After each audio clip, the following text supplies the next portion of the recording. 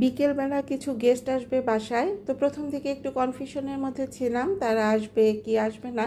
যখন মোটামুটি কনফার্ম হয়েছি তখন আমার হাতে সময় আছে মাত্র 1 থেকে দেড় ঘন্টা। এত অল্প সময়ের মধ্যে একেবারে ঘরোয়া উপাদানে আমি প্রায় 10 রকমের বাহারি নাস্তার আয়োজন করেছিলাম। তো সেটার উপর বেস করে ভিডিওটা সাজানো, আশা করছি আপনাদের ভালো লাগবে। আসসালামু আলাইকুম, welcome back to my channel my daily life and kitchen থেকে আমি শিশির নতুন একটা ব্লগ ভিডিওতে ওয়েলকাম করছি। আশা করছি সবাই ভালো আছেন, সুস্থ আছেন। আমরাও আলহামদুলিল্লাহ ভালো আছি।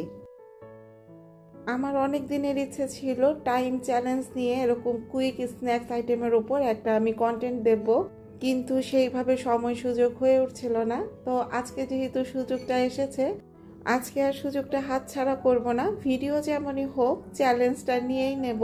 চটজলদি নাস্তার রেসিপিগুলো বানাতে তো খুব একটা সময় লাগে না, কিন্তু যেটা চ্যালেঞ্জের বিষয় সেটা হচ্ছে ক্যামেরা অন করে কাজ করে গেস্টদের জন্য নাস্তার আয়োজনটা শেষ করা।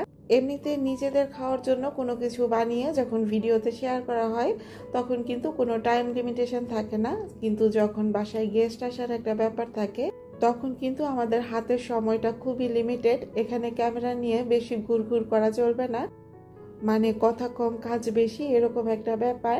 তো যাই হোক, তারা যেহেতু সন্ধ্যায় আমাদের সঙ্গে নাস্তা করবে আর রাতেও আমাদের সঙ্গে খাওয়া দাওয়া করবে, সন্ধ্যার নাস্তার আয়োজনে আমি যেহেতু বেশ কিছু আইটেম রেখেছি, তো ডিনারের জন্য আমি খুব অল্প স্বল্পই রান্না করে নিচ্ছি। এখানে আমি প্লেন পোলাও রান্না করছি, মুরগির মাংস ভুনা করছি, সাথে আমি বেগুন ভাজিও করেছিলাম, যেটা আর ভিডিওতে আমি শেয়ার করিনি। নাস্তার আয়োজনের প্রথম প্রিপারেশন হিসেবে আমি এখানে রাঁধুনির যে জর্দা পোলাওয়ের প্রিমিক্সটা আছে সেটা নিয়ে নিয়েছি। এটাও কিন্তু আমার জন্য চ্যালেঞ্জ ছিল, কারণ আমি জীবনের সর্বপ্রথম এই জর্দা পোলাওটা রান্না করছি। আমি এর আগে কখনোই রান্না করিনি।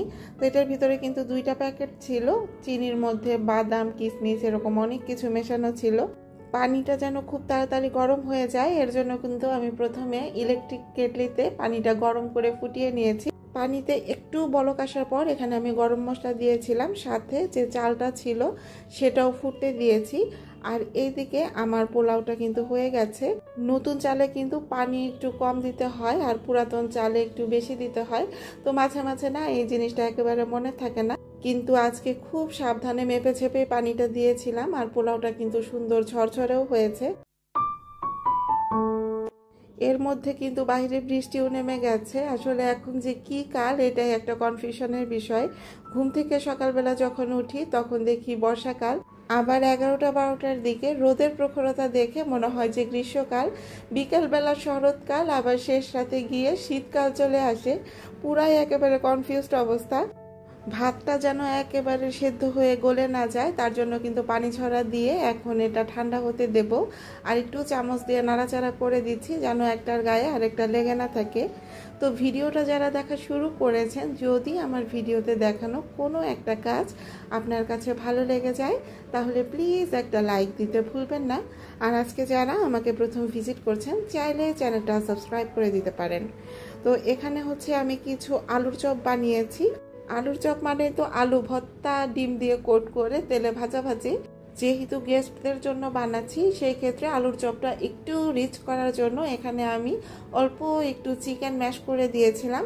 অনেকেই আলুর চপ ব্রেড ক্রাম্বসে কোট করেন, কিন্তু আমাদের বাসার সবাই সুগার ফ্রি যে টোস্ট বিস্কিটটা আছে সেটার গুঁড়ি দিয়ে কোট করলেই পছন্দ করে।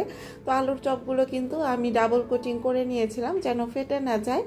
আর আমি তো আর একেবারে জাদুকরি মহিলা নই, আলুগুলো কিন্তু দ্রুত সিদ্ধ হওয়ার জন্য আমি প্রেসার কুকারে সিটি দিয়ে নিয়েছিলাম।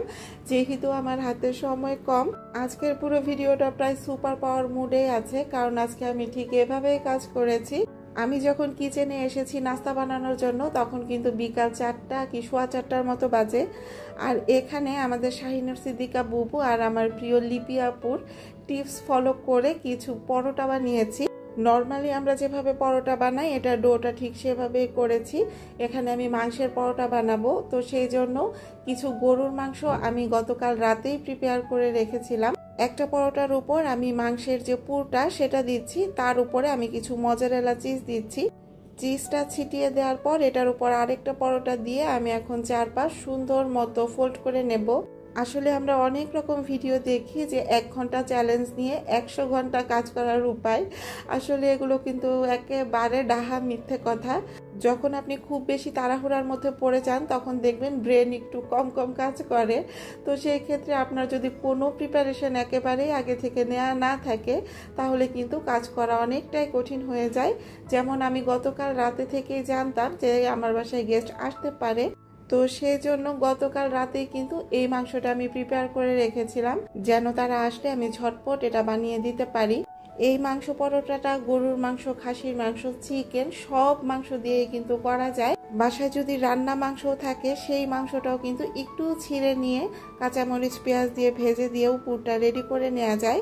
নর্মালি মাংস ভাজির জন্য মাংস আমরা যেভাবে প্রিপেয়ার করি সেভাবে। তো আমার যেহেতু 5টা পরোটা হয়েছিল, একটা পরোটা কিন্তু আমি বড় পুলি পিঠার মতো এরকম ফোল্ড করে নিয়েছিলাম। আর এইদিকে আমার জর্দা পোলাওয়ের যে চালগুলো আমি ঠান্ডা হতে দিয়েছিলাম সেগুলো অলরেডি ঠান্ডা হয়ে গেছে। আর আমি হচ্ছে চিনি শিরাটা তৈরি করে নিচ্ছি। আমার নানুর হাতের জর্দা পোলাওটা আমার ভীষণ রকম পছন্দ, তো মনে মনে ভয় পাচ্ছিলাম যে চালগুলো কি গলে যাবে কিনা বা শেষমেশ ঠিকঠাক মতো রান্না করতে পারবো কিনা। এমনিতে যে রান্নাগুলো নিয়ে খুব ভয় থাকে সেগুলোর জন্য কিন্তু আম্মু অথবা নানুকে ফোন দেই, কিন্তু আজকে একেবারে নিজেই মাতব্বরি করে তারপর রান্না করা শুরু করেছি। তো আলহামদুলিল্লাহ আমি কিন্তু পেরেছিলাম। এখানে আমি কমলার রস দিয়েছিলাম কিছুটা, সাথে আমি ঘি আর গুঁড়া দুধ দিয়ে একটু মাওয়ার মতো তৈরি করেছি, সেগুলো উপর দিয়ে ছিটিয়ে দিয়েছিলাম আর কিছু মুরব্বা দিয়েছিলাম। জর্দা পোলাও থেকে যখন এত সুন্দর একটা স্মেল বের হচ্ছিল আমি তো পুরাই টাসকি খেয়ে গিয়েছি। এটা তো একা একাই হয়ে গেল। তো পরবর্তী নাস্তার প্রিপারেশনটা করে নিচ্ছি গেস্টদের সাথে, যেহেতু বাচ্চারাও থাকবে তো তাদের কথা চিন্তা করে আমি একটু ব্রেড পিৎজার মতো বানাবো। এখন আর ডো করে পিৎজা বানানোর টাইম নেই, কারণ ডোটা হতেই অনেক সময় লাগবে। পাউরুটি হচ্ছে আমাদের বিপদের সাথী। বাসায় যদি কোনো কিছু না থাকে, শুধু পাউরুটি বা ব্রেড থাকে তাহলে কিন্তু নাস্তা বানানোর টেনশন অনেকটাই কমে যায়। আর এখানে হচ্ছে আমি কিছু পিৎজা সস ছড়িয়ে দিয়েছিলাম, উপরে কিছু চিকেন দিয়ে দিচ্ছি। এই চিকেনগুলো আমার ফ্রিজে প্রায় সময় প্রসেসিং করাই থাকে, কারণ আমার মেয়ে চিকেন খুব বেশি পছন্দ করে। এমনিও সে এই জিনিসগুলো খেয়ে নেয়। তো চিকেনটার মধ্যে কিন্তু বেশি কিছু দেয়নি, একটু রসুন কুচি, একটু আদা বাটা, একটু সয়া সস, একটু টমেটো সস আর সামান্য একটু অরিগানো দিয়েছিলাম। পেঁয়াজ দিয়েছিলাম কি দেইনি এটা আমার এখন মনে পড়ছে না। চিকেনটা দেওয়ার পর আমি কিছু মজারেলা চিজ দিয়েছি। আমার বাসায় আজকে একেবারেই ক্যাপসিকাম ছিল না, তো একটু সবুজ ক্যাপসিকাম দিলে দেখতে ভালো লাগতো, তো সেটা মেকআপ করার জন্য আমি সামান্য একটু ধনেপাতা দিয়েছি। তো সাফানের বাবা দেখে বলছে পিৎজার মধ্যে ধনিয়া পাতা দেয় কোন লোকে? তো আমি বলছি আরে ধনিয়া পাতাটা দিয়েছি যেন আমাকে তারা মনে রাখে। 10 বছর পরেও যেন গল্পের আসরে আমার কথা মনে হয় যে ওই যে একটা বাসায় গিয়েছিলাম না যেখানে পিৎজার মধ্যে ধনেপাতা দিয়েছিল। তো সাফানের বাবা বলছে যে হায় রে, মানুষের মনে রাখার কি ব্যবস্থা।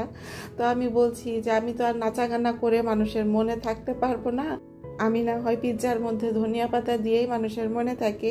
কেটলির ভেতরে কিছু ডিম সিদ্ধ করতে দিয়েছি, ওটা দিয়েও কিছু একটা বানাবো।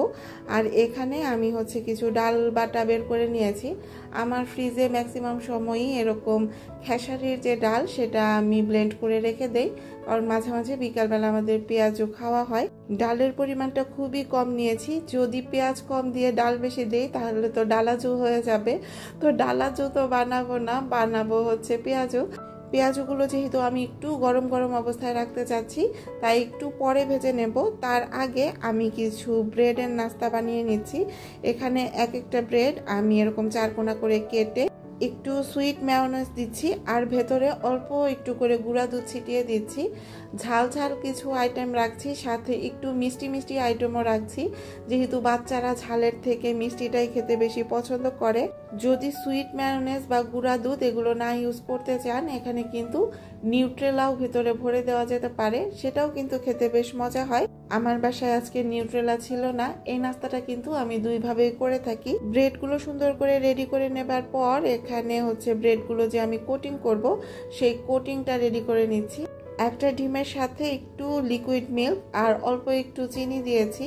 নর্মালি যে আমরা টোস্ট খাই সেটাতে কিন্তু প্রচুর ডিম লাগে আর সাথে অনেক তেল লাগে, কিন্তু এই নাস্তাটা ভাজতে আমি একেবারে খুব কম তেল ইউজ করব। আমি যতটুকু ব্রেড নিয়েছি তার জন্য একটা ডিমই যথেষ্ট। তো এগুলো ভাজতে দিয়ে আমি আরও বেশ কিছু নাস্তা বানিয়ে নেব। খুব বেশি তাড়াহুড়ার কাজ কিন্তু ভালো হয় না।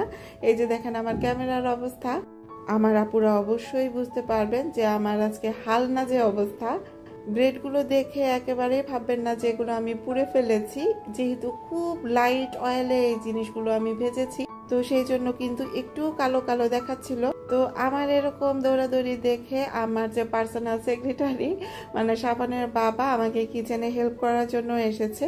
তো সে আমাকে বলছিল প্রায় ওরা আসার সময় হয়ে গেছে, তুমি পেঁয়াজগুলো ভেজে নাও, সাথে মাংসের যে পরোটাটা সেগুলো আমি ভেজে দিচ্ছি। তো একটা পরোটা আমি ভেজেছিলাম, বাদ বাকিগুলো সেই ভেজে দিয়েছিল। পেঁয়াজু খুব বেশি গাঢ় করে ভাজলে সেই পেঁয়াজগুলো কিন্তু তেতো লাগে খেতে, তো আমি খুব বেশি গাঢ় করে ভাজবো না। গোল্ডেন ব্রাউন অবস্থায় আমি পেঁয়াজগুলো নামিয়ে নেব। তো এই পেঁয়াজুটাও কিন্তু খেতে অনেক মজা হয়েছিল। আমি যতবার এই পেঁয়াজুটা বানাই ততবারই কিন্তু প্রচুর প্রচুর প্রশংসা পাই, আর ফুলে একেবারে টুমটুম হয়ে গরমের মধ্যে আবার পেঁয়াজু বানাতে চলে যাই। এখানে কিছু শসা কুচি করে নিয়েছি, সাথে কাঁচামরিচ, পেঁয়াজ, একটু বিট লবণ দিয়েছি, একটু চিলি সস, একটু টমেটো সস, আর অল্প একটু কাসুন্দি দিয়েছি। সেদিন লতাস লাইফ স্টাইলের লতা আপুকে দেখছিলাম ডিমের পিনিক বানাচ্ছিলেন, তো আপুকে বলছিলাম যে এটা বানাবো বানাবো করে বানানো হচ্ছে না। তো আজকে যেহেতু গেস্ট আসবে, চিন্তা করেছি ডিমের পিনিকটা বানিয়ে ফেলি, একটা আইটেম হিসেবেও কাজ করবে। ডিমের পিনিক, লেবুর পিনিক, এই জিনিসগুলো কিন্তু খেতে আসলেই অনেক মজার। যারা টক ঝাল মিষ্টি একত্রে খেতে পছন্দ করেন তারা কিন্তু করে খেতে পারেন। ডিমগুলোকে আজকে এত আদর আদর করে ছিলেছি যে বাবা তোরা আজকে আর খাবলা খাবলা উঠে আসিস না, তাহলে কিন্তু আমার মান সম্মান একেবারে প্লাস্টিক হয়ে যাবে। তো ডিম বাবাজি আমার কথা শুনেছে, তারা কিন্তু খাবলা খাবলা উঠে আসেনি। ডিমের পোরটা ভিতরে দিয়ে দেওয়ার পর ডিমের পিনিকের যে মূল ম্যাজিক চাটনি সেটা দিয়ে দিয়েছিলাম। তো বাসায় তো মেহমান আসবে, আর এইদিকে দেখেন আমার বাসার এই অবস্থা, সব খেলনা এলোমেলো করে এখানে খেলতে বসে গেছে। এতক্ষণ তাকে আমরা কেউ নাড়াচাড়া দেইনি, কারণ তাকে নাড়াচাড়া দিলে কোনো কাজই ঠিকঠাক মতো করতে পারবো না। আমি যেহেতু খুব বেশি ব্যস্ত ছিলাম, আমি এসে দেখি আব্বা ওর খেলনাগুলো বসে বসে গুছাচ্ছে। আমার শ্বশুর আব্বা কিন্তু অনেক পরিপাটি একজন মানুষ, সে খুব একটা ঝামেলা যেমন পছন্দ করে না, এলোমেলো জিনিসও সে দেখতে পারে না। তার চোখের সামনে যদি কোনো কিছু এলোমেলো পড়ে তাহলে সে কখনোই কারো কাছে জিজ্ঞেসও করে না, তোয়াক্কাও করে না, নিজেই সেই জিনিসগুলো গুছিয়ে নেয়। আসলে একজন মানুষের জন্য কিন্তু সব দিকে মেনটেন করা একসঙ্গে সম্ভব না সব সময়। তো বাসার সবাই যদি একটু সাপোর্টিভ হয় তাহলে কিন্তু কাজগুলো খুব সহজ হয়ে যায়। সর্বশেষ আমি এখানে একটা ড্রিঙ্কস বানাবো, গ্রিন মজিতো, আর এইদিকে সাফানের বাবা পরোটা কাটছে। এই ড্রিঙ্কসটা বানাতে বেশি কিছু লাগে না, দেখতে যেমন সুন্দর খেতেও কিন্তু মজা। স্প্রাইটের মধ্যে অল্প একটু ফুড কালার, একটু লেবুর রস আর বরফ কুচি দিয়ে একটু ঘুটানাটা করলেই কিন্তু হয়ে যায়।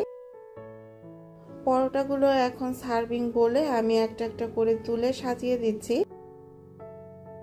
জর্দা পোলাওগুলোও আমি সুন্দর করে বেড়ে নিয়েছি। জর্দা পোলাওটা আলহামদুলিল্লাহ অনেক মজা হয়েছিল, সবাই খুব প্রশংসা করেছে। তো এই নাস্তাগুলো রেডি করতে আমার টাইম লেগেছিল প্রায় 2 থেকে 2.25 ঘন্টার মতো। সাথে কিছু ফ্রুটস আর কিছু সিঙ্গারা ছিল, যেগুলো আর ভিডিওতে অ্যাড করা হয়নি। তো একেবারে ঘরোয়া উপাদানে আমি কিন্তু খুব অল্প সময়ের মধ্যে রাতের খাবারগুলো ছাড়াই 10 রকমের নাস্তা আলহামদুলিল্লাহ রেডি করতে পেরেছি। আমার জন্য আসলে এটা খুব চ্যালেঞ্জের ছিল, যেহেতু আমি খুব একটা অভিজ্ঞ মানুষ না, অল্পতেই একেবারে থতমত খেয়ে যাই। ভিডিওটা কার কেমন লেগেছে অবশ্যই কিন্তু কমেন্ট সেকশনে জানাতে ভুলবেন না। আজকে এখান থেকে বিদায় নিচ্ছি, সবাই ভালো থাকবেন, সুস্থ থাকবেন, আল্লাহ হাফেজ।